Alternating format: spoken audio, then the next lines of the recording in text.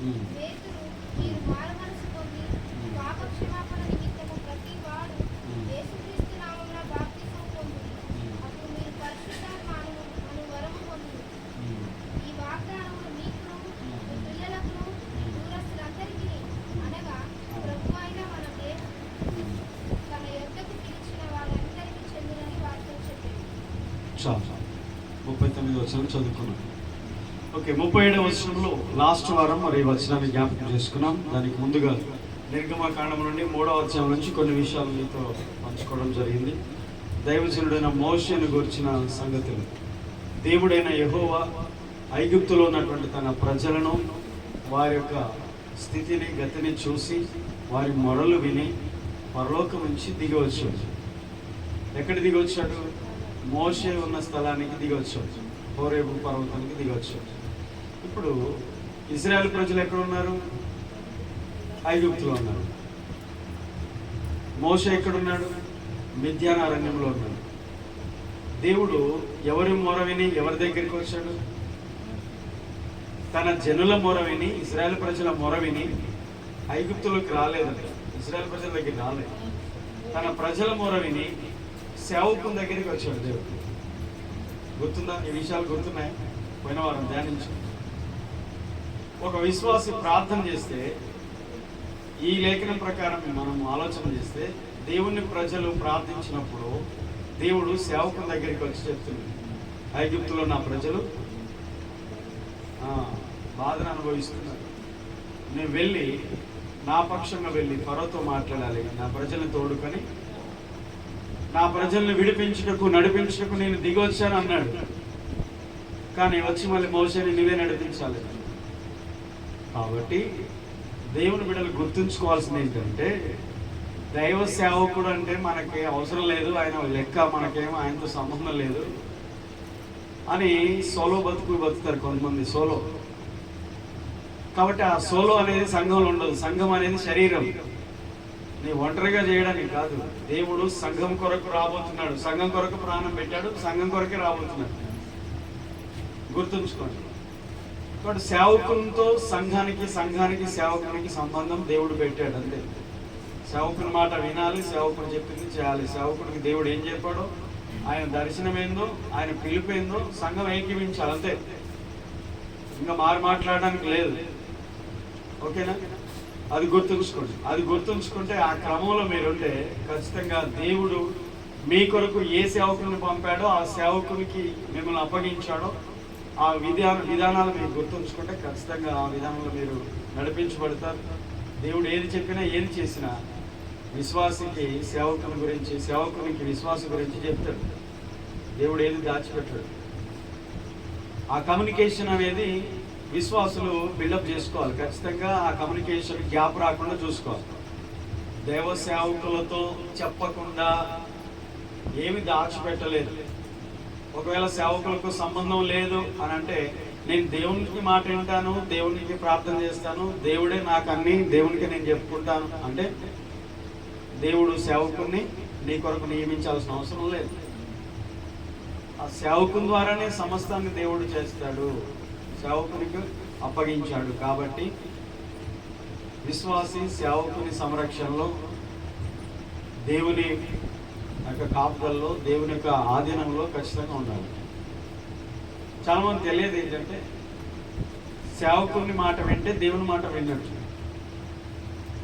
ఒకవేళ సేవకుని మాట వినకుండా మన ఇష్టానుసారం మనం చేస్తున్నామంటే, సేవకుని మాట వినట్లేదు, లోబడట్లేదు అంటే మనం దేవుని మాట కూడా వినట్లేదు, లోబడట్లేదు అనేది తెలుసుకోవాలి.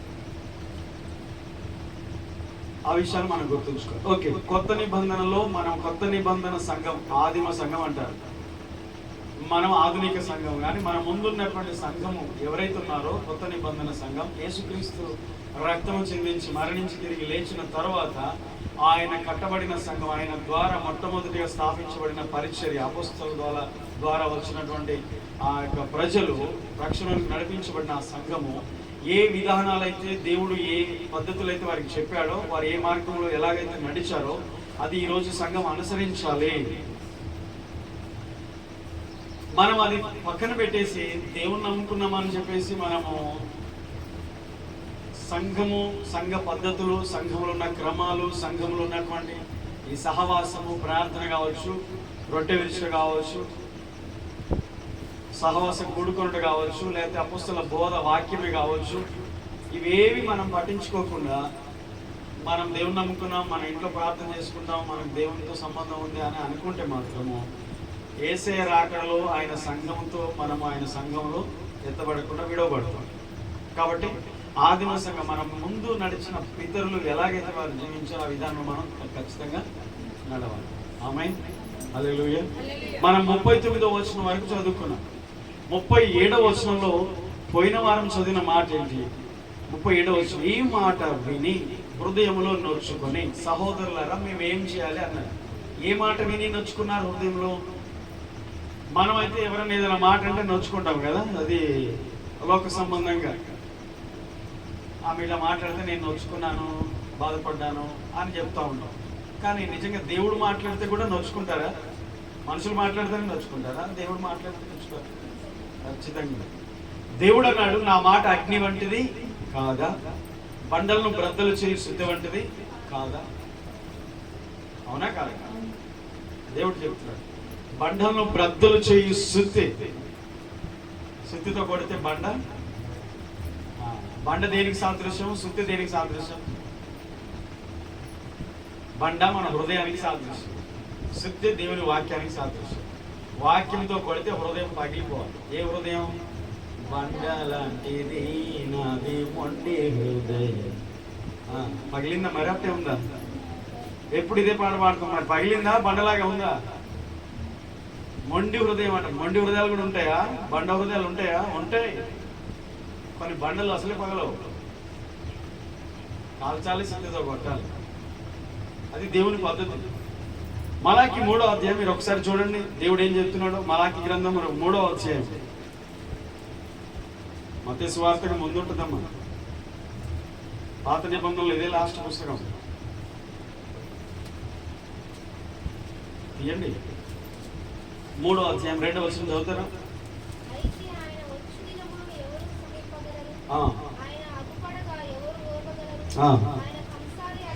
ఆయన కంసాలి వాణి అగ్ని వంటి వాడు, చాకలి వాణి సబ్బు వంటి వాడు.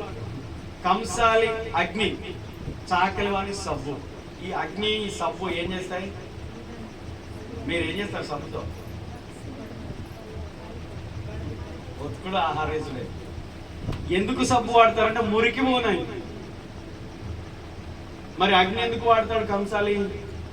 బంగారమో వెండి అందులేసి ముందు కాల్చాలి. అది కాలిస్తే కరుగుతుంది, కాల్చినా కరగకపోతే అది కరుగుతుంది. కరిగినప్పుడు దాంట్లో నుండి స్వచ్ఛమైన మేలిమి బంగారం, దాంతో కేడియం 91.69 అలాంటి వస్తువు తయారు చేస్తారు. కాల్చబడకుండా మేలిమి బంగారము మనకి తెలియదు, అది రాదు కూడా, సాధ్యం కాదు. అది విలువైనదిగా, దాని విలువ పెరగాలంటే కాల్చబడాలి ఖచ్చితంగా. దేవుడు అలాంటి ఆయనంట చాకలి వాని సబ్బు వంటి వాడు, కంసాలి వాని అగ్ని వంటి వాడు. మరి ఎందుకు నొచ్చుకుంటారు? 3000 మంది నొచ్చుకున్నారంట. వాక్యం అంటే నొచ్చుకుంటారా? దేవుడు మాట్లాడితే నొచ్చుకుంటారా? అంటే పొడవబడతారా? కింద ఏముందంటే నొచ్చుకొని అంటే పొడవబడిరి అని ఉంది, పుట్టినట్లు అదే ఉంది. దేవుని వాక్యం చేత పొడవబడడం, తాకబడడం, లేకపోతే నొచ్చుకోవడం, కొన్నిసార్లు నరకబడడం. దేవుడు మనతో మాట్లాడేది చాలాసార్లు ఆశీర్వాదమే మనం అనుకుంటాం, కానీ ఆశీర్వాదం హెచ్చరికలోనే ఉంటుంది. హెచ్చరికలోనే ఆశీర్వాదం ఉంటుంది. ఆ సంగతి చాలా మంది తెలియదు. లోబడకుండా ఏ ఆశీర్వాదం కూడా మనం పొందుకోలేము. గుర్తుపెట్టుకోండి ఒకటే, ఇంకేమీ అడ్డుదారులు ఏం లేవు. దేవుని దీవెన కావాలంటే మనం లోబడాలి. ఉదాహరణకు అబ్రహామును దేవుడు బహుగా దీవించాడు. లోబడకుండా దీవించాడా? అబ్రహాం విడిచిపెట్టకుండా దీవించబడ్డా? ఏ విడిచిపెట్టాడు? స్వజనులను, స్వదేశం. అంటే దేవుని కొరకు విడిచిపెట్టాల్సిన విడిచిపెట్టాలి, దేవుడు సిద్ధపరచినవి పొందుకోవాలి. అవి విడిచిపెట్టాం. ఎన్నో సంవత్సరాల నుంచి అవి ఎంతనే వస్తూనే ఉంటాయి తోకలాగా. దేవుడు విడిచిపెట్టమంటున్నాడు. నేను దీవిస్తానన్నాడు. నేను చూపించే దేశానికి వెళ్ళు, సమస్త జనములకు తండ్రిగా, సమస్త వంశములన్నీ, భూలోకముల వంశములన్నీ నీ మూలంగా ఆశీర్వదించబడతాయి. ఎప్పుడు? ఆ కొద్దిది విడిచిపెడతాడు. పాపం విడిచిపెట్టమన్నాడు. దోషములు, అపరాధములు, అతిక్రమములు విడిచిపెట్టమన్నాడు. ఒప్పుకోమన్నాడు, విడిచిపెట్టమన్నాడు. విడిచిపెట్టకుండా దేవుని దీవెన ఆశీర్వాదం పొందుకోలేదు. దేవుడు మాట్లాడే ప్రతి మాటలో ఆయన హెచ్చరిక చేసినా ఖచ్చితంగా దాంట్లో ఆశీర్వాదం ఉంటుంది. దేవుడు పంపించేది కొన్నిసార్లు మనకి నచ్చినట్టే ఉంటుంది, బాధ కలిగించేది ఉంటుంది. యోబుకు ఒక కష్టం వచ్చింది, అది దేవునికి తెలిసి దేవుని ఎరకనే దేవుని దగ్గర నుండి వచ్చింది. కాకపోతే మధ్యలో బాధ పెట్టేవాడు సాతాను ద్వారా వచ్చింది, దేవుని దగ్గర నుంచి వచ్చింది, దేవుని పర్మిషన్తోనే వచ్చింది. అన్నీ కోల్పోయాడు, అంతే నష్టపోయాడు. బాధపడలేదా? ఇంకా అమ్మగారు చాలా బాధపడ్డది. యోబు భార్య మామూలు నొచ్చుకోలే ఆమె. ఏం దేవుడయ్యా, ఏం దేవుడు, ఏం చేశాడు దేవుడు, ఏం చేశాడని వాడు అంటాడు, సాతానుగాడు అంటాడు, నువ్వు అంటున్నావు. తేడా ఏముంది నీకు? వానికి పనికి మాలిన వాళ్ళు అలాగే మాట్లాడతారు. దేవుని నమ్మిన, దేవుని జ్ఞానం కలిగిన నీవు అలాగా మాట్లాడుతున్నావు, వాడు అలాగే మాట్లాడతాడు. అసలు నీ భర్తకు బుద్ధి లేదు, ఇంకా దేవుని దగ్గరికి వెళ్ళి ఇంకా ప్రార్థన చేస్తున్నాడు, ఇంకా ఏసై అంటున్నాడు, అల్లుగా అంటున్నాడు అని వాడు పనికి మాలినోడు. ఈమెతో అంటే ఈమె మరి జ్ఞానం కలిగిన స్త్రీనా, కుటుంబాన్ని కట్టుకునే స్త్రీనా, భర్తకు లోబడిన స్త్రీనా, దేవునికి భయపడే స్త్రీనా, దేవుని స్తుతించే స్త్రీనా, అన్ని కాలములందు యెహోవాను స్తుతించే స్త్రీనా ఈమె? బాధొద్దంట, బాధొద్దు ఈమెకి. కొంచెం బాధొద్దు, కొంచెం కష్టమొద్దు, కొంచెం నష్టమొద్దు. అసలు దేవుని ఏమంటున్నాడు? కీడు దేవుని వల్ల మేలే అనుభవించాలా, కీడు అనుభవించుకోదగదా మనము అంటున్నాడు. మూర్ఖురాలు మాట్లాడినట్టు మాట్లాడుతున్నాం అంటున్నాడు. నొచ్చుకోవడం ఎప్పుడు జరుగుతుంది? మనం అనుకున్నవన్నీ జరగకపోతే హృదయం నొచ్చుకుంటుంది. కోరిక సఫలము కాకుండా చేత హృదయం నొచ్చును. ఏదో అడుగుతున్నావు, జరగదు, నొచ్చుకోవడమేనేగా. దేవుడు మాట్లాడితే నొచ్చుకుంటావు, దేవుడు ఏదైనా అడిగితే దేవుడు చేయకపోతే నొచ్చుకుంటావు. మరి నొచ్చుకునే బ్యాచ్ అంతా మారుమనసు మంది బాప్తిజం తీసుకున్నారు, దేవునికి దూరం కాలేదు. హల్లెలూయా. హృదయంలో నొచ్చుకొని బాధపడితే దేవునికి దగ్గరగా. అబ్రహామా, చిత్తం ప్రభువా, నీకు ఒక్కగానైన ఒక్క కుమారుణ్ణి అనగా నీవు ప్రేమించు ఇస్సాకును నాకు బలిగా అర్పించు. నొచ్చుకోడా? దేవునికి ఇవ్వమంటే కూడా నొచ్చుకుంటారు. పెద్ద ఆయన నొచ్చుకున్నాడా? హృదయంలో నొచ్చుకున్నా దాన్ని బయటికి కనపరచలే. దేవుడు ఇచ్చాడు, దేవుడు ఇవ్వమంటున్నాడు. 100 మందులు ఇసాకులు ఇస్తాడు నాకు. ముసలితనంలో దేవుడే ఇచ్చాడు, ఆయనకి ఇస్తే మళ్ళీ 100 మంది కదా, ఆల్రెడీ వాగ్దానం ఉందిగా. నీ సంతానం ఇసుక రేణువులంతా, నీ సంతానం ఆకాశం నక్షత్రులంతా. అది మర్చిపోయాడా? అది మర్చిపోలేదు ఆయన. కాబట్టి ఒక్క ఇసాకుని ఇస్తే లక్షల ఇసాకులు వస్తారు. నాకు తెలుసు, అబ్రహాం తెలుసు, ఆయన అనుకుంటాడు నాకు తెలుసు. నొచ్చుకోలే. శారాకి తెలిస్తే ఆమె నొచ్చుకొని ఈయన నొప్పించి దేవుని కూడా నొప్పించేది. అక్కడి దాకా వార్త పోనేలేదు. జ్ఞానవంతులు నిజంగా వారు నొచ్చుకున్నప్పుడు, బాధపడినప్పుడు, కష్టం వచ్చినప్పుడు, శ్రమ వచ్చినప్పుడు, నష్టం జరిగినప్పుడు, శోధన వచ్చినప్పుడు, హింసించబడుతున్నప్పుడు నిజంగా దేవుని ప్రేమించేవారైతే ఆ బాధల్లో నొచ్చుకున్న ఆ సందర్భాల్లో దేవునికి దగ్గర అవుతారు. దేవునికి దూరం కానే కాదు, సహవాసానికి దూరం కానే కాదు, అసలు దేవుణ్ణి విడిచిపెట్టారు. సహోదరులారా, మేము ఏం చేయాలి? నొచ్చుకున్న తర్వాత అంటున్నారు, మేము ఏం చేయాలి? మా కొరకు పంపిన వారిని నిరాకరించాము, సిలువ వేసి చంపాము, మేము ఘోరమైన పాపం చేసాం. యేసును దేవుడు మా కొరకు పంపిస్తే మేము చంపేస్తాం. మేమేం చేయాలి? ఏం చేయట్లేదు. మారు మనసు ఉండాలి, మీ పాపం విడిచిపెట్టాడు, దేవుని తట్టు తిరగండి, ఆయన ఆశ్రయించండి. కష్టకాలంలో దేవుని ఆశ్రయించడమే మనకి ఇంకా మిగిలింది ఏమి లేదు. నొచ్చుకొని బాధపడి దేవునికి దూరం అవుతావా? అసలు నిన్ను దేవునికి దూరం చేసేవాడే సాతాను. అది తెలుసుకోవాలి. మనము బాధపడే సందర్భాలు వచ్చినట్టే దేవునికి దగ్గర కావాలి. యోబు దేవునికి దగ్గర అయ్యాడు, అందుకనే కోల్పోయిన దానికి డబల్ పొందుకున్నాడు. పరీక్షలు మనం నొచ్చుకుంటే చేస్తాయి. మనకు వచ్చే పరీక్ష, అబ్రహాముకు పరీక్ష, కానీ అతడు దేవుని మాటకు లోబడినందున దేవుడు బహుగా దీవించాడు. మళ్ళీ చెప్తున్నాను, లోబడకుండా ఏ ఆశీర్వాదం రాదు. ఖచ్చితంగా దేవుని బిడ్డలు దేవుని వాక్యానికి లోబడాలి. నీ పరిస్థితి బాగోలేదు, దేవునికి లోబడు. నీ హృదయం నొచ్చుకుంటుంది, బాధపడుతుంది, గాయం అవుతుంది. ఆ దేవుడు ఏం మంచి చేశాడు, దేవుడు ఏం చేశాడు అని అన్నట్టుగా కొన్నిసార్లు ప్రజలు మాట్లాడే మాటలను బట్టి. కానీ దేవునికి దగ్గరైనప్పుడే దేవుని ఆశీర్వాదాన్ని పొందుతాడు. ఆమేన్, హల్లెలూయా. నొచ్చుకొని చాలా మంది వెనక్కి తిరిగిపోయారు. పాత కొత్త నిబంధనలు మనం చూస్తాం. హృదయంలో నొచ్చుకొని పొడవబడి దేవుని గురించి మనం చదువుకున్నాం. దేవుని గురించి ఏం రాయబడింది? ఆయన అగ్ని, సాకలు వాని సబ్బు వంటి వాడు, కంసులు వాని అగ్ని వంటి వాడు. హల్లెలూయా. కాబట్టి మరి అగ్ని చేసే పని చెత్తనంతా కాల్ చేస్తుంది. బంగారము మేలిం బంగారాన్ని బయటికి తీస్తుంది, విలువను పెంచుతుంది.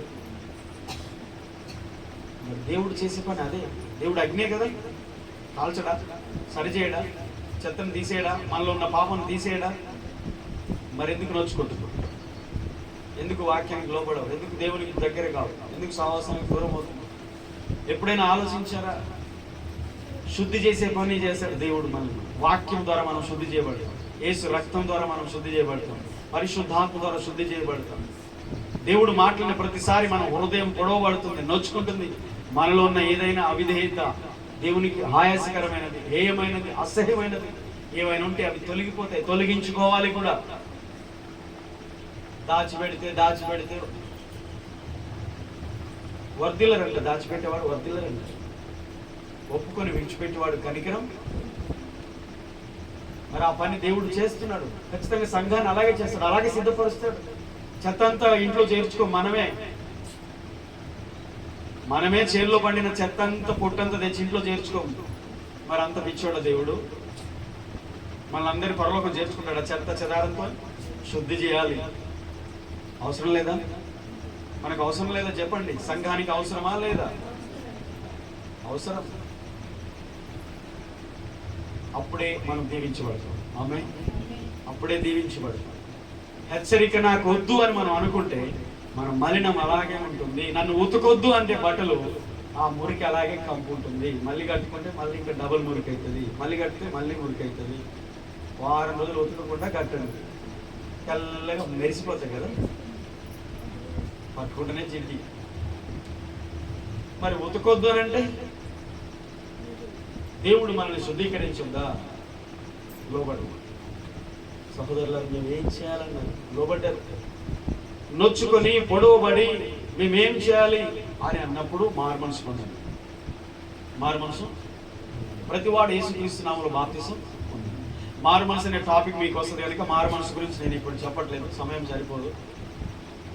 మారు మనసు అంటే తెలుసుగా, మనసు మార్చుకోవడమా, బట్టలు మార్చుకోవడమా, మంచి వాళ్ళగా మారడమా, మంచి వాళ్ళగా మారినట్టు నటించడమా? అసలు కానీ కాదు. నిష్ఠగా పాటలు పాడడం, నిష్ఠగా వాక్యం చదవడం, నిష్ఠగా మంచిగా చర్చకి వెళ్ళడం మారు మనసు పొందినట్టు కానే కాదండి. అవి అవసరమే, ఖచ్చితంగా నిష్ఠగా వెళ్ళాలి, నిష్ఠగా ఉండాలి. కానీ మారు మనసు అంటే మనం పాపులమని, మనలో పాపం ఉందని, మన పాపముల గురించి మనం తెలుసుకొని పశ్చాత్తాపడి ఏడ్చి మన పాపం ఒప్పుకొని విడిచిపెట్టి ఇక ఎన్నటికీ ఏ పాపము చేయకుండా నీతిగా బ్రతకడమే మారు మనసు. ఇలా ఒప్పుకుంటావు, ఏడుస్తా, విడిచిపెడతావు, మళ్ళీ రేపు స్టార్ట్. సండే క్రైస్తవం, మండే క్రైస్తవం. మనం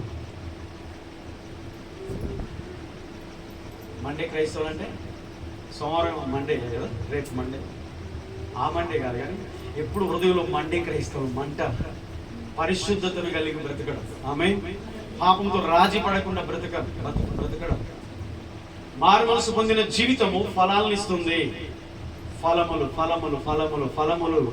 ఆ చెట్టు ఫలములు చూసి మీరు అది ఏ చెట్టు గుర్తుపట్టండి. యేసే చెప్పండి, నా మాటలు కాదు. మత్తయి సువార్త 7వ వచనం. వారి ఫలముల వలన మీరు వారిని తెలుసుకుంటారు. వారి ఫ్రూట్స్ వస్తాయి, వారి ఫలాలు బయటకు వస్తాయి. ఆ ఫలములను బట్టి ఇది ఏ చెట్టు, మంచిదా చెట్టుదా అని ఆ ఫలాన్ని బట్టిగా, చెట్టు పండుని బట్టి మనం చెప్పవచ్చు. జాగ్రత్త. మంచి ఫలములు ఫలింపని ప్రతి చెట్టు నరకబడి అగ్నిలో వేయబడుతుంది. కాబట్టి మారు మనసుకు తగిన ఫలములు ఫలించండి. నువ్వు మారు మనసు పొందావంటే నీలో సుగుణాలు, సద్గుణాలు, సత్క్రియలు ఇవన్నీ ఆటోమేటిక్ వస్తాయి. పరిశుద్ధాత్ముడు ఇస్తాడు. ఆత్మ ఫలములు, వరాలు, ఆత్మ వరాలు దేవుడు ఇస్తాడు, సంఘానికి ఇస్తాడు. తను ప్రేమించి తన రక్తం ఇచ్చి సంపాదించిన తన సంఘానికి ఇస్తాడు ఆయన. మనకు ఆశ ఉండాలి, అయ్యా నా జీవితంలో ఇది ఉంది, తీసివేయి. నీకు ఆశకరమైనది ఉంది, అలవాట్లు ఉన్నాయి, మాటలు ఉన్నాయి, పద్ధతులు ఉన్నాయి, ఈ విధానం ఉంది, నా జీవితంలో ఇది తీసివేయమని మనం మార్పు పొందుతూ ఆయన పోలికలో మార్చబడాలి. దేవుని ఆత్మ చేత నింపబడాలి. ఆయన ఆత్మ ఫలములతో, వరాలతో మనల్ని నింపుతాడు. కాబట్టి బాప్తిసం పొందినట్టున్నాడు. బాప్తిసం ఎందుకు పొందాలి? మారు మనసు, బాప్తిసం ముందు మారు మనసు పొందాలి, మారు మనసు పొంది బాప్తిసం పొందాలి. మారు మనసు లేకుండా ఎవరైనా బాప్తిసం తీసుకుంటే దయచేసి దేవుడు మనకు అవకాశం ఇచ్చాడు, ఇంకా బతికే ఉన్నాము కనుక మారు మనసు పొందండి. తెలుసు తెలియక నీళ్ళలో మునిగావు, కానీ మారు మనసు లేకుండా మునిగితే మారు మనసు పొందడానికి ఇప్పుడు అవకాశం ఉంది, ఉందా లేదా? మళ్ళీ నేను బాప్తిసం తీసుకోని చెప్పట్లేదు, కానీ మారు మనసు పొందమని చెప్తున్నాను. ఇక ఏ నామంలో బాప్తిసం పొందాలి? యేసుక్రీస్తు నామంలో బాప్తిసం పొందాలి. ఒకసారి మత్తయి సువార్త 28:19 చదవండి.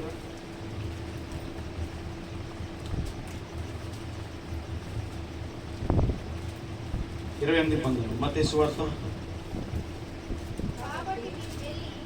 కాబట్టి మీరు వెళ్ళి తండ్రి యొక్క, కుమారుని యొక్క, పరిశుద్ధాత్మ యొక్క నామంలోనికి చాలు బాప్తిసం ఉన్నాడు. ఇప్పుడు పేతురు ఏం చెప్తున్నాడు ఇక్కడ? అపోస్తలులు ఏం చెప్తున్నారు ఇక్కడ? 38 మీరు మారు మనసు పొంది పాపక్షమాపణతో ప్రతివాడు యేసుక్రీస్తు నామములో బాప్తిసం పొందుడి అని చెప్తున్నాడు. యేసు ప్రభు ఏం చెప్పారు? మత్తయి 28:19 తండ్రి యొక్క, కుమారుని యొక్క, పరిశుద్ధాత్మ యొక్క నామంలో మీరు బాప్తిసం పొందమంటే, పేతురేమో మీరు యేసుక్రీస్తు నామంలో బాప్తిసం పొందని చెప్తున్నాడు. అంటే యేసు ప్రభు చెప్పిన దానికి వ్యతిరేకంగా చెప్తున్నాడా? మీ దగ్గర కొంతమంది ఎవరైనా వస్తారు, ఎక్కడ ఎవరో పాస్టర్ గారు వచ్చి మీరు తండ్రి కుమార పరిశుద్ధాత్మ నామంలో బాప్తిసం తీసుకున్నారు, మీరు అది చల్లదు, మీరు నరకానికి పోతారు. ఇవి అపోస్తలులు చూడు ఏం చెప్పారు? యేసుక్రీస్తు నామంలో బాప్తిసం తీసుకోమన్నారు. మీరు యేసు నామంలో బాప్తిసం తీసుకుంటేనే మీరు రక్షణ పొందుతారు, పరలోకం వెళ్తారు. మీ పాస్టర్ గారు తండ్రి కుమార పరిశుద్ధాత్మ నామంలో ఇచ్చిన మీరు నరకానికి పోతారు, అది ఇప్పుడు చల్లదు అని చెప్పి ఈ వాక్యం చెప్పి చెప్తారు. మీరు ఏం చేస్తారు? మనకు ప్రేమ ఎక్కువ, విశ్వాసులకు ఎవరు వచ్చినా నీళ్ళు ఇవ్వడం, ఎవరు వచ్చినా అన్నం పెట్టడం, ఎవరు వచ్చినా కానికేయడం, వాళ్ళు ఎవరో అసలు ఏందో తెలియదు. వాళ్ళు నిజంగా సేవకులా, దేవుడు పిలిచాడా, అభిషేకించాడా, వాళ్ళు నిజంగా సేవ చేస్తున్నారో, వాళ్ళ బ్యాక్గ్రౌండ్ ఏదో తెలియదు. నేను పాస్టర్ గారిని నేను దేవుడు సేవకున్నా అని చెప్పగానే మనం అందరిని నమ్మేస్తాం. టీవీలో వచ్చిన ఇంటిమే చూసారా మీరు? వాళ్ళు ఇంటికి వెళ్ళారా? సంఘం ఉందా? టీవీలో సూట్ బూట్ వేసుకొని 4 మాటలు చెప్పగానే జనాలు పిచ్చోళ్ళలాగా అందుకుంటున్నారు టీవీలోకి. మోసం చేస్తారు, జాగ్రత్త. సాతాన్ గారు చాలా తెలియదు. బ్యాక్గ్రౌండ్ తెలుసుకోకుండా మాట్లాడతారు. చాలా మంది మన ఊర్లలో, మన ఇళ్ళలో కూడా వచ్చి చెప్తారు, మేము చర్చ్ కట్టుకుంటున్నాం, మాకు సందాలి అని. ఎవరు వచ్చినా ఏది చెప్పినా నీకు ఒక దైవజనుడు ఉన్నాడు, నీకు ఒక సంఘం ఉంది, క్రమం ఉంది, పద్ధతి ఉంది. ఖచ్చితంగా అన్ని విషయాలు ఏది కూడా సేవకునికి తెలియకుండా ఏం చేయొద్దు, చెప్పాలి. ఇక్కడ దీన్ని విభజించి వాళ్ళ సంస్థలు వాళ్ళ యొక్క ఆర్గనైజేషన్ కోసం, లేకపోతే వాళ్ళ పబ్లిసిటీ కోసం, వాళ్ళ ప్రత్యేకత కోసం సంఘాలు గెలుస్తారు. ఇప్పుడు పట్టిన చేపలు పడతారు అనమాట. నశించే గొర్రెల దగ్గరికి వెళ్ళరు, చెరువులో చేపలు పట్టారు, బుట్టలో చేపలు పడతారు. అర్థమైందా? బుట్టలో చేపలు పట్టడం వేరు, చెరువులో చేపలు పట్టడం వేరు. చెరువులో వెళ్ళి చేపలు పట్టాలంటే వాళ్ళు వేయాలి, గాలు వేయాలి, కష్టపడాలి. బుట్టలో చేపలు పట్టాలంటే రెడీగా ఉన్న సంఘం దగ్గరికి వస్తారు. ఎవరో ఒకరు సంఘంలో ఈ మధ్యలో కొద్దిగా సంఘానికి కొంచెం ఏదో అలిగి సంఘానికి కొద్దిగా రాకుండా దూరంగా ఉన్నారు అనుకోండి, వాళ్ళు దొరుకుతారు. వాళ్ళకి ప్లస్ పాయింట్ అవుతారు అంతే. అప్పుడు ఇలాంటి బోధలు చాలా వాక్యాన్ని వక్రీకరించి బోధిస్తారు. అప్పుడు మీరు నమ్ముతారు, మా పాస్టర్ గారికి ఏం తెలియదు, అందుకని మాకు చెప్పలే, తండ్రి కుమార పరిశుద్ధాత్మ నామాన్ని ఇచ్చాడేమో, అయితే మేము నరకని పోతే ఇప్పుడు యేసునామాలు తీసుకోవాలి, అయితే మాకు ఇయ్యండి అని చెప్పేసి మళ్ళీ వాళ్ళ చేత బాపు తీసుకొని సంఘాన్ని చేసి సంఘాన్ని కడతారు, ఇంకో పక్కన సంఘాన్ని పెడతారు. మీరు చెప్పాను కదా, బుట్టలు చేపలు పట్టుతారు.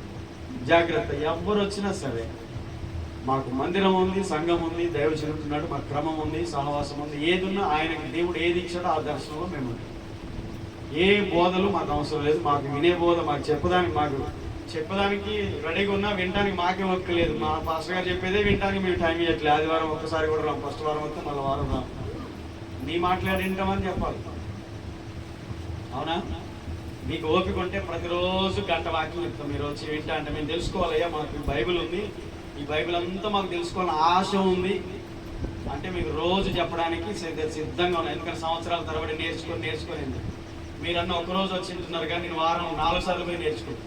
మీరు ఒక్కసారి కూడా నేర్చుకోవట్లేదు. వచ్చి మీకు చెప్పడానికి ఎన్నో సంవత్సరాల నుంచి నేర్చుకొని ఉన్నాను. మీకు వినోలేక ఇప్పటికే విసుకుంటున్నాను. జాగ్రత్త. బాప్తిసాల విషయంలో ఇలాంటివి జరుగుతుంది. బాప్తిసం ఒకటే కాదు, చాలా ఉన్నాయి.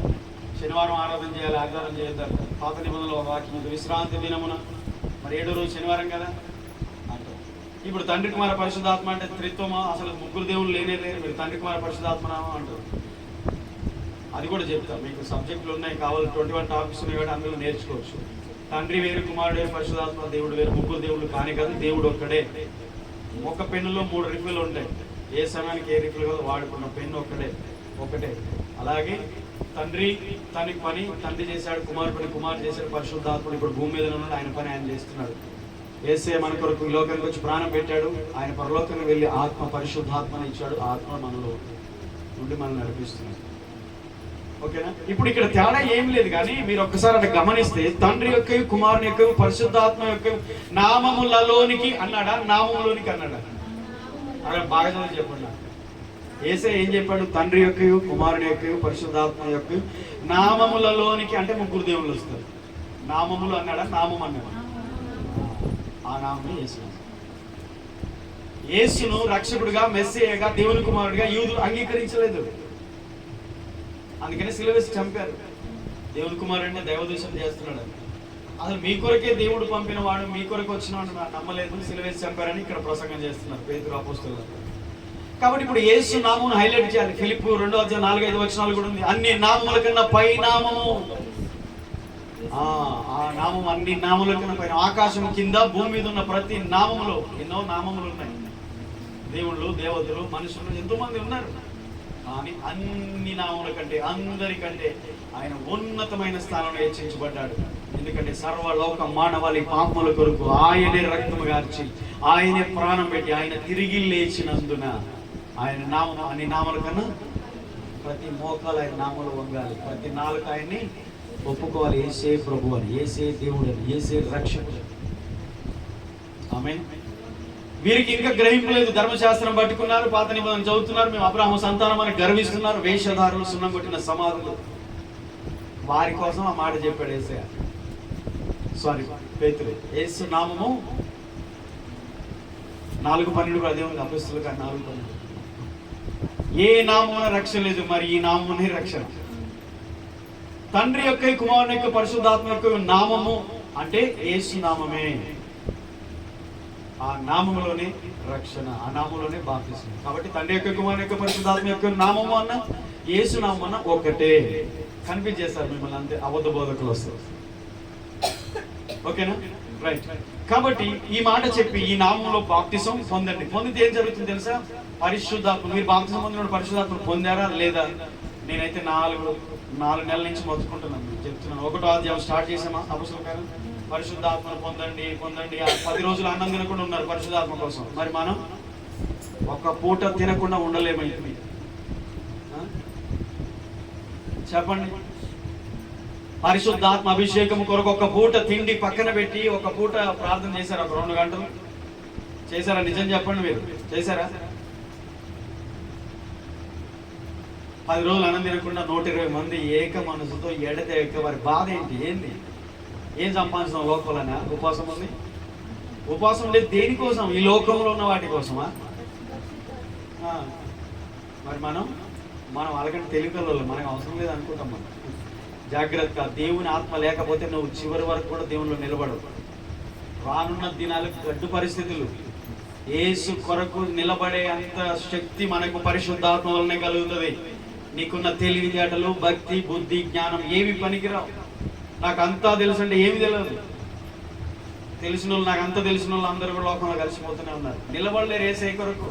ఒక మాట చెప్తాను, యేసు ప్రభు వారే శిలువ మరణానికి ముందు గెత్సెమనే తోటలో రక్తము చెమటగా మారి, చెమట రక్తముగా మారి బిందువులుగా పడుతున్నప్పుడు వేదనతో ఆయన అన్నాడు, తండ్రి నీ చిత్తమైతే ఈ గిన్నె నా యొద్ద నుండి తొలగించు, నేను భరించలేను, ఈ శిలువ మరణం పొందలేను. అంటే ఆ సమయంలో యేసును ఆదరించి బలపరిచి లూకా రాశాడు, ఇదిగో నువ్వు శిలువ మరణం పొందాలి, నువ్వు పంపబడింది ఈ లోకానికి వచ్చింది అందుకు, శరీరంతో ఈ లోకానికి నువ్వు వచ్చింది అందుకు, నువ్వు శిలువ మరణం పొందితేనే, మరణిస్తేనే ఈ లోక ప్రజలకు విముక్తి అని ఆయన్ని ఎంకరేజ్ చేసి, ఆదరించి, ధైర్యపరిచి, ప్రోత్సహించి, బలపరిచి ఆ ఘోరమైన కలవరి శిలువ మరణం పొందడానికి పరిశుద్ధాత్ముడే ధైర్యం ఇచ్చాడు. శ్రమలలో మనల్ని ధైర్యపరిచేది పరిశుద్ధాత్మనే. ఎవ్వరుండరు నీ చుట్టూ. కొన్నిసార్లు ఒంటరి అయిపోతావు, నీ పరిస్థితులు కృంగజేస్తాయి నేను.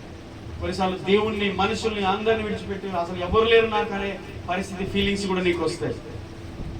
విశ్వాసాన్ని కోల్పోవడానికి చాలా అవకాశాలు వస్తాయి, దేవుణ్ణి విడిచిపెట్టడానికి చాలా అవకాశాలు వస్తాయి, నీకు పాపములో కలిసిపోవడానికి చాలా అవకాశాలు వస్తాయి. కానీ కలవకుండా, దూరం కాకుండా దేవుళ్ళు నేను బలపరిచేవాడు నీవు పొందిన, నీలో ఉన్న పరిశుద్ధాత్ముడే.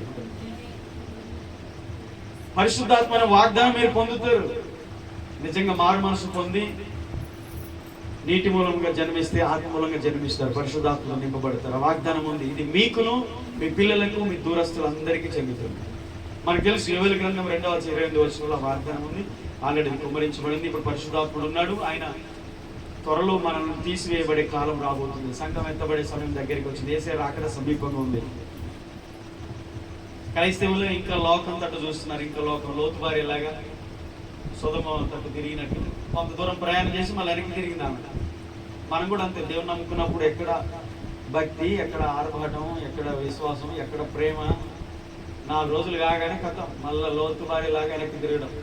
సొదొమ గొమొర్రా, సొదొమ గొమొర్రా అవి నాశనం చేయబడుతున్నాయి. నిన్ను బయటికి రప్పించాడు దేవుడు. వెనక్కి చూడకు. ఇంకెందుకు సొదొమ వైపు చూస్తున్నావు? ముందుకే. ఆమె నాగటిపై చేయబెట్టి వెనక్కి తట్టు చూసేవాడు దేవుడు. నిన్ను ఏర్పరచుకున్నాడు, ఈ గ్రామంలో నిన్ను ఎన్నుకున్నాడు. బిడ్డ నువ్వు ఆయన కొరకు బ్రతకాలి. వెనక్కి చూడొద్దు, ముందుకే, ముందుకే, ముందుకే. పరిశుద్ధాత్మ వాగ్దానం మనకు, మన పిల్లలకు, మన దూరస్తులందరికీ వాగ్దానం చెందుతుంది. కాబట్టి మనము మన ఇంటి వారిని, మనకు సంబంధించిన వారందరినీ కూడా రక్షించుకునే అవకాశం దేవుడు మనకి ఇచ్చాడు. వాగ్దానం ఉందా లేదా? దేవుడు అవకాశం ఇచ్చాడు. అవకాశాన్ని స్వాధీనం చేసుకోవచ్చు. ఆమె 39వ వచనం అయిపోయింది. తర్వాత 40వ వచనంలో ఈ మాట చదివి మనం ముగించుకుందాం. 40వ వచనం ఒక మాట చదవండి.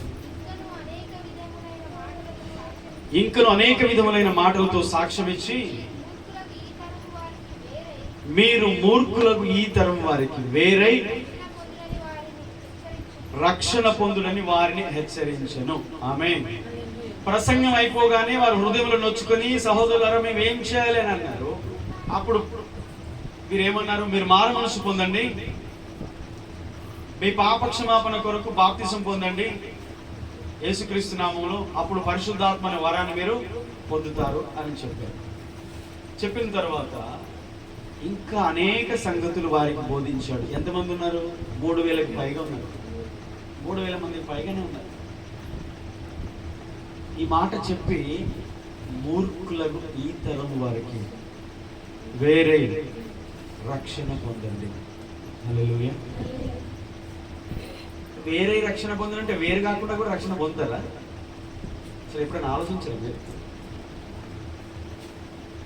ఏం తెలియనట్టు అటు చూడకండి. నాకే నిజంగా వేరే రక్షణ పొందమని దేవుని వాక్యం అంటే వేరు కాకుండానే అందులో ఉండి రక్షణ పొందుతాను అంటాం. అది కుదురుతుందా?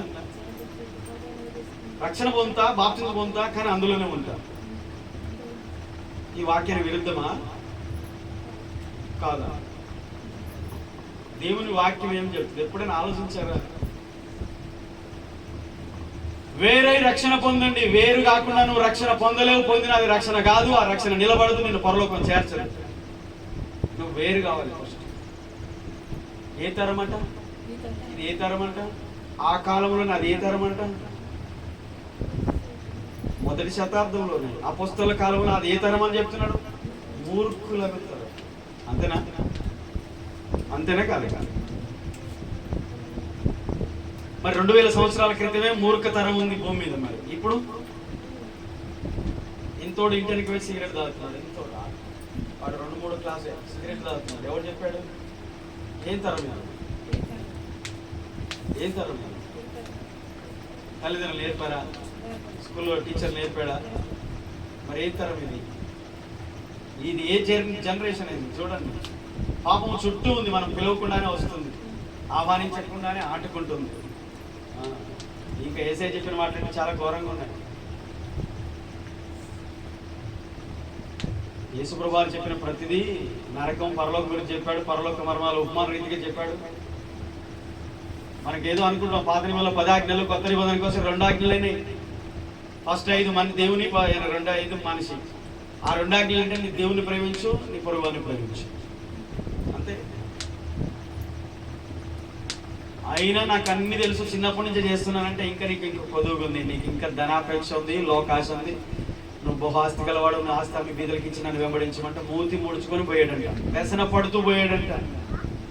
ఓ నాకు 10 ఆజ్ఞలు తెలుసు, నేను చిన్నప్పటి నుంచే పాటిస్తున్నా. ఇది నామకార్థ క్రైస్తవ బ్యాచ్. నీకు తెలిసినంత సరిపోదు, నీ జీవితంలో ప్రాక్టికల్ లైఫ్ నీ జీవితంలో ఆచరిస్తున్నావా? 10 ఆజ్ఞలు తెలుసు కాదు, పాటిస్తున్నావా? ఓ నాకు అన్ని తెలుసు, నాకు ఎన్ని 1000 ప్రసంగాలు తెలుసు. ప్రసంగాలు తెలిసింది కాదు.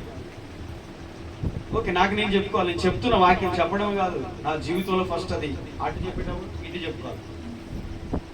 2 అంచులుగా ఖడ్గం వాక్యం. మనం వాడే కత్తికి ఒకవైపు ఉంటుంది, కానీ వాక్యం అనే కత్తికి 2 వైపులు ఉంటుంది, చెప్పేటోనికి వినేటోనికి. నాకు నేను సరి చేసుకోవాలి, నాకు నేను ఉపవాసం ఉండాలి, ఇక్కడ బోధిస్తున్నాను, మరి నా బ్రతుకు ఎలా ఉంది, నేను కూడా సరి చేసుకోవాలి. వేరే అంటే మరి మనం కూడా వేరుగా ఉండాలి. చెప్తున్నా నేను ఉండాలి, వింటున్నా మీరు ఉండాలి. ఆయన చెప్పిన బోధ వింటే చాలా కఠినంగా ఉన్నాయి. వ్యభిచరిస్తేనే పాపం అని పాత నిబంధన అంటే నువ్వు మోహపు చూస్తేనే వ్యభిచారం అన్నాడు. కొత్త నిబంధన సరే స్టాండర్డ్స్ పెరిగాయి, ఏదో ఆశమాశ అనుకుంటున్నారు. పరలోకం అందరూ పోరండి, జాగ్రత్త. కానీ ఆ పోయే గుంపులో మనం ఉండాలి. ఆమె విశాల మార్గంలో అందరూ పరిగెత్తారు, ఇరుకు మార్గము ప్రవేశించాలని చూస్తారు కానీ అందరూ ప్రవేశించలేరు. కాబట్టి నా మార్గం ఇరుకు మార్గం అని నేను యేసయ్య చెప్పాడు. ఇరుకు మార్గం అంటే ఇవేమి ఉంటాయి. ఖచ్చితంగా మనం సాక్రిఫైస్ చేసుకోవాలి, కాంప్రమైజ్ కాకుండా, రాజీ పడకుండా ఉండాలి. నరహత్య, మనుషులు చంపితే నరహత్య. మొట్టమొదటి నరహత్య ఏదైనా తోటలో జరిగింది, కయీను హేబేలుని చంపాడు. కానీ మరి కొత్త నిబంధనకు వస్తాయి, ఒక వ్యక్తిని మాటలతో గాయపరిచి ఒక వ్యక్తిని చంపితే, మాటల ద్వారా, కత్తులతో కాకుండా, కర్రలతో కాకుండా, రాళ్ళతో కాకుండా మాటలతోనే చంపేస్తే, ఆ వ్యక్తిని హత్య చేసినట్టే నరహత్య. నరహంతకులు పరలోకం పోరు. లెవెల్స్ పెరిగినాయా తగ్గినాయా? కొత్త నిబంధన అంటే ఇది న్యూ టెస్ట్మెంట్. మరి ఇదే తరం 2000 సంవత్సరాల క్రితమే అపోస్తలులు అన్నారు, మూర్ఖులకు ఈ తరం వరకు మీరు వేరే రక్షణ పొందని 3000 మందికి చెప్పాడు. అప్పుడు నిజంగా వారు పొందారు, దేవుని కొరకు అద్భుతమైన జీవితాన్ని జీవించారు. మొదటి తరం శతాబ్దం. ఆ కడవరి ఆ ఉద్యమం మళ్ళీ ఇప్పుడు రావాలని ప్రార్థన చేయాలి. మన దేశంలో 96% ఇంకా రక్షణ పొందలేదు. ఏదో అనుకుంటున్నారు, ఈ ఊళ్ళో 1000 మంది ఉంటే 10 మంది ఇక్కడ కూర్చున్నారు. 9990 సారీ 10,000 మంది అనుకున్నారు. 10 మంది రక్షించబడ్డారు, ఇంకా 9990 మంది. మరి దేశం అంతా అట్లే ఉంది. దేవుడు రాకడ సమీపించింది. మన దేశం రక్షించబడాలంటే ముందు మన గ్రామం రక్షించబడాలంటే, ముందు మన కుటుంబం రక్షించబడాలంటే మనం వేరే ప్రత్యేకమైన జీవితం, పరిశుద్ధమైన జీవితం జీవించాలి. ఇల్లు ఉంటే వాళ్ళ ఉన్న సంఘం లోకంలోనికి వచ్చింది, లోకం సంఘంలోనికి వెళ్తుంది, కలుషితం అయిపోయింది. అందుకని ఈరోజు పవర్ లేదు సంఘంలో, ఎలాంటి దేవుని ఉనికి కనిపించట్లేదు. బాధ అదే, ఏడుపు అదే. ఆనాడు సంఘములో దేవుని శక్తిని ప్రజలు కళ్ళారా చూశారు. ఈ రోజు మనం చూడలేకపోవడానికి కారణం అంటే క్రీస్తు శరీరం అనబడి పిలువబడుతున్న ఈ సంఘము కలుషితమైపోయింది. లోక మర్యాదలను సంఘంలో తెచ్చారు, లోకంలో పద్ధతులు ఆచారాలను సంఘంలో తెచ్చారు. దయచేసి చెప్తున్నాను, మీ ఇంట్లో ఒక్కరు మీరు రక్షించబడ్డ ఒక ప్రత్యేకమైన పరిశుద్ధమైన జీవితాన్ని మీరు జీవించి చూపించండి. ఇంట్లో ఉన్న అపవిత్రత అన్ని కూడా తొలగిపోతాయి. మీరు మాదిరిగా ఉంటే, కాంప్రమైజ్ అయ్యి ఏం కాదులే అని చెప్పేసి కలిపి కొట్టేసే అన్నీ అందులో కలిసిపోతాయి. మనం మారం, వాళ్ళు మారం. ఎప్పుడు మన జీవితాలు రక్షించబడదు. వేరే రక్షణ పొందండి అంటే వేరు కాకుండా రక్షణ పొందమని కాదు దాని అర్థం. చాలా మంది మారుమనసు పొందకుండా రక్షణ బాప్తిజం పొందుతారు. వేరు కాకుండా, పాపాలను విడిచిపెట్టకుండా, ఒప్పుకోకుండా, విడిచిపెట్టకుండా బాప్తిజం తీసుకుంటా ఉంటారు. ఇది బాధ కదా. ఖచ్చితంగా మనం విడిచిపెట్టాలి. అవకాశం ఇచ్చాడు యేసయ్య. ఇంకా మరొక సంవత్సరానికి వస్తా, ఫలించిన సరే, లేకపోతే అన్నాడు తోటమల్లి, అయ్యా ఈ 1 సంవత్సరం బట్టి దైవ సేవకుడు వేడుకుంటున్నాడు, అయ్యా ఈ 1 సంవత్సరం మారుతారు, విడిచిపెడతారు, ఫలిస్తారు, ఎదుగుతారు, నీలో ఉంటారు, నిలిచుంటారు. ఇదే జరుగుతుంది. యేసయ్య రాకడ వరకు మనం నిర్లక్ష్యం చేయకుండా జాగ్రత్త. 2 రిఫరెన్స్ చెప్పి నేను ముగిస్తాను. ఇదే వచనానికి సంబంధించి యేసుప్రభువు వారు చెప్పిన 2 మాటలు. ఒకసారి లూకా సువార్త 9వ అధ్యాయం 41వ వచనం ఒకరు చదవండి. లూకా 9:41 ఒకటి చదవండి. 11:29 ఒకటి చదవండి.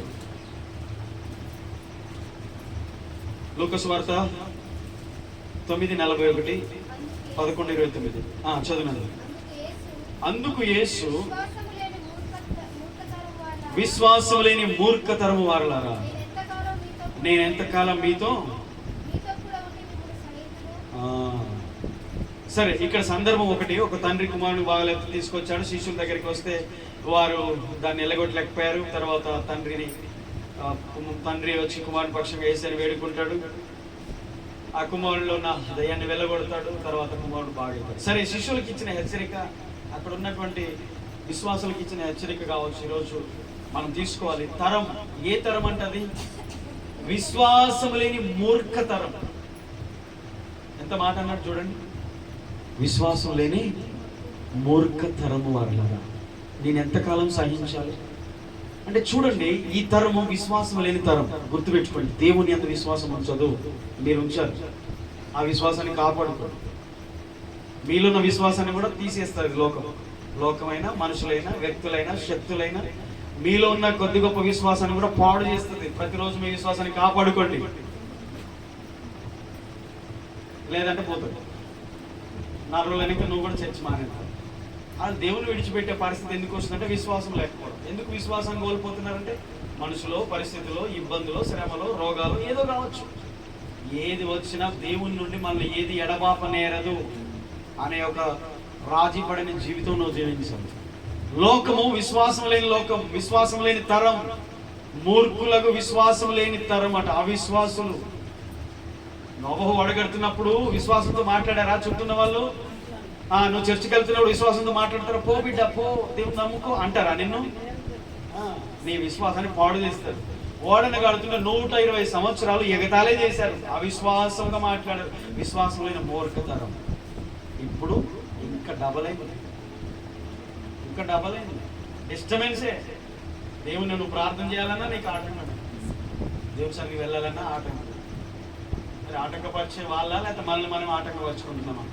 మనమే విశ్వాసం లేని మూర్ఖులం అయిపోతామా? కొరింథీ సంఘంతో పౌలు అంటాడు, మీలో మీరు విశ్వాసం గలవారై ఉన్నారో లేదో మిమ్మల్ని మీరు పరీక్షించుకోండి అన్నాడు. సంఘంతో చెప్తున్నాడు, విశ్వాసం ఉందా? ఆరంభంలో ఉన్న విశ్వాసం ఇప్పుడు ఉందా?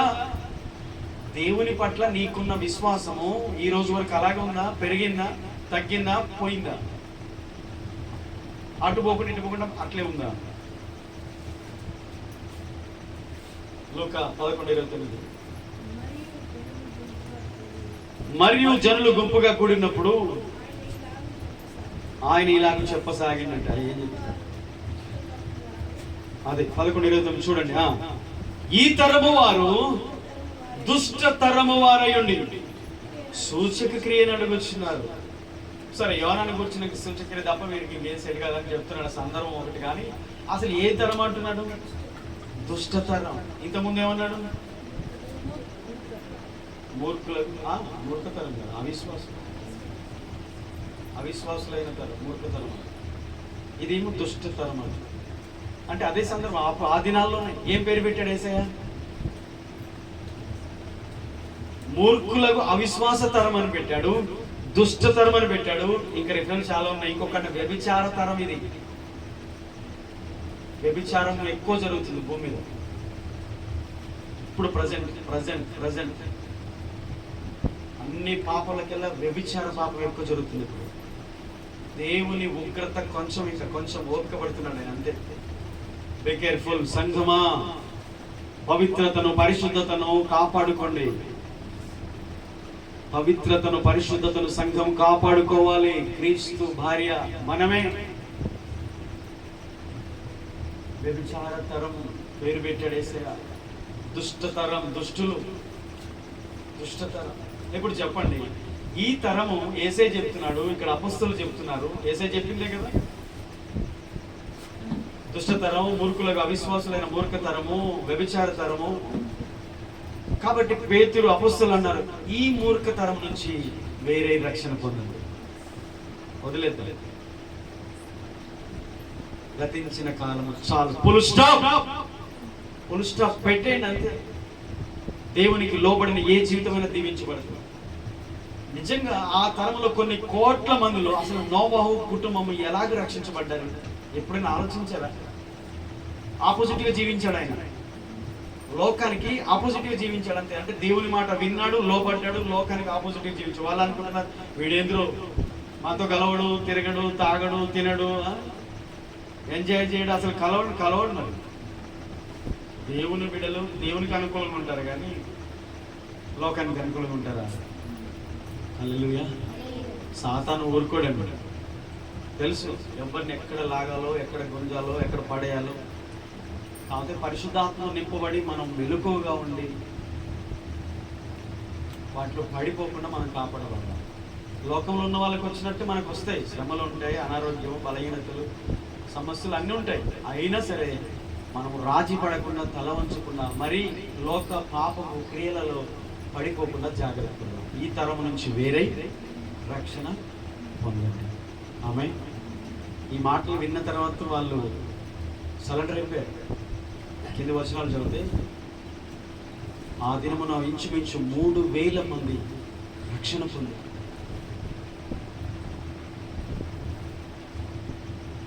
వాక్యం అర్థం లాంటిది, వాక్యం అర్థం లాంటిది. మనం ఉన్నది ఉన్నట్టే చూపిస్తుందా, అర్థము మనకు వేరేలాగా చూపిస్తుందా? ఇప్పుడు నన్ను అడిగారు అనుకోండి, వాళ్ళు మీరు నేను మిమ్మల్ని అడిగాను, లేకపోతే మీరు నన్ను అడిగారు అనుకోండి, లేకపోతే ఇంకెవరినన్నా మనం నేను ఎలా ఉన్నాను చెప్పండి అంటే కొంచెము నచ్చకపోయినా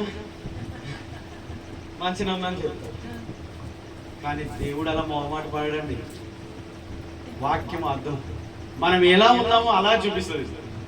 అంతనే కాదు, అందరి చేతిలో ఉందా అర్థం? ఉందా లేదా? రైట్. మన నిజ జీవితాన్ని వాక్యము చూపిస్తాం. అప్పుడు ఏం చేయాలంటే, దేవా నా సర్వస్వం నీవే.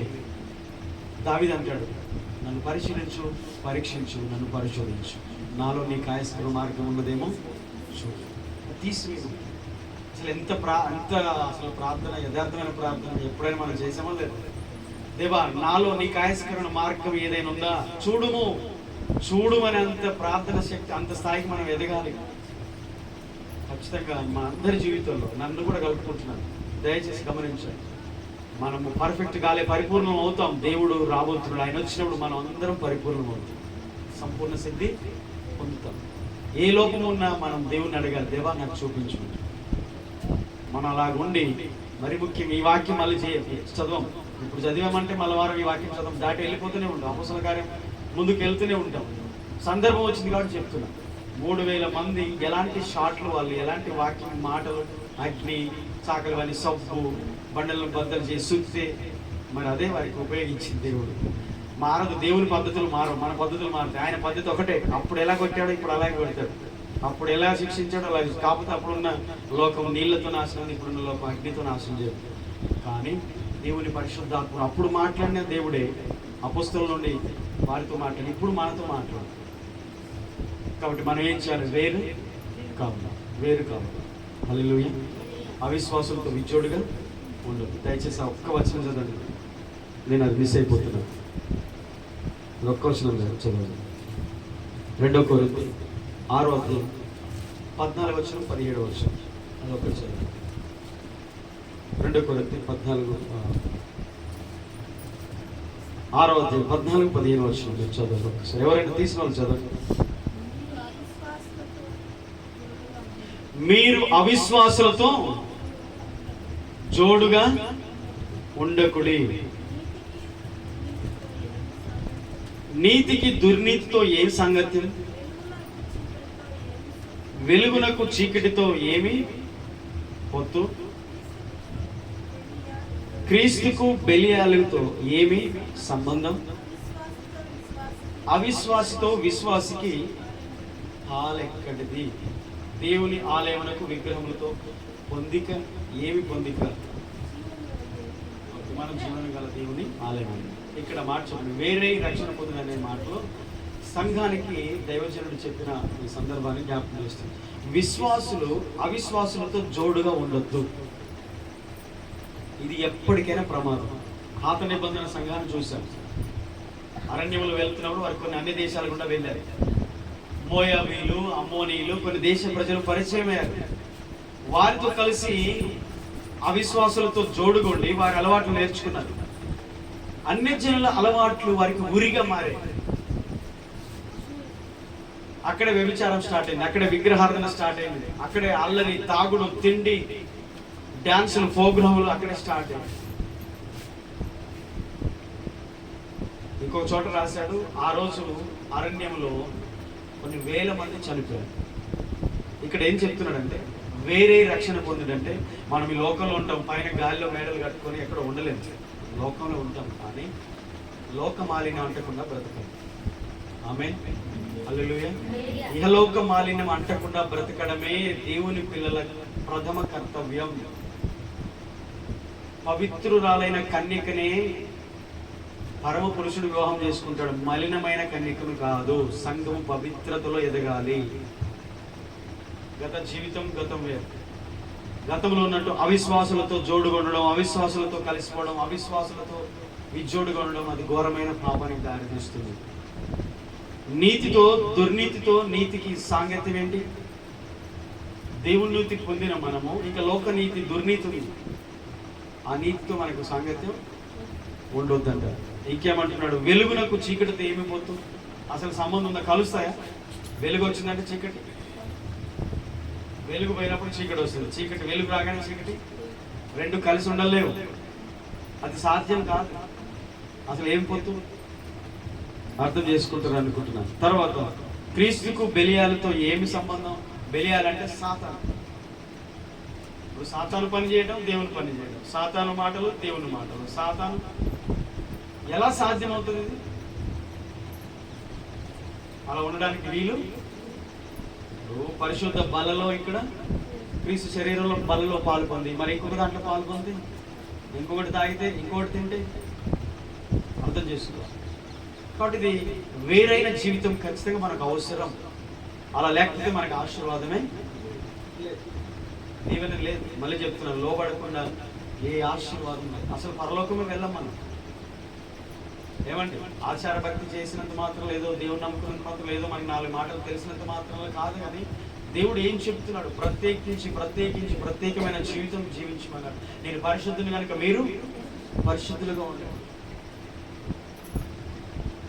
దేవుడు మీతో నేను రానన్నాడు. యెహోషువ బాధ ఏడుస్తున్నాడు, ప్రార్థన చేస్తున్నాడు. ఎందుకనంటే ఇదిగో మీలో ఒకడు, మీలో పాపం ఉంది, మిమ్మల్ని మీరు పరిశుద్ధపరచుకోండి, అప్పుడు నేను మీతో వస్తాను. ఈరోజు పరిశుద్ధత లేకుండా మనం దేవుడిని మనతో రమ్మని ఆహ్వానించడం కూడా. కాబట్టి మనం వేరైన జీవితం జీవించుదాం. లోకంతో మనం అస్సలు రాజపడద్దు. దేవుని కొరకు నమ్మకంగా జీవించుదాం. దేవుడి మాటలు దీవించుగాక. మోకరించుదాం, ప్రార్థన చేసుకుందాం. ఆనాడు అపొస్తలులు పరిశుద్ధాత్మ చేత నింపబడి దేవుని యొక్క లేఖనాలను, ప్రవచనాలను వాళ్ళు ప్రకటిస్తుండగా, సువార్తను ప్రకటిస్తుండగా, యేసును గూర్చిన సందేశం ఇస్తుండగా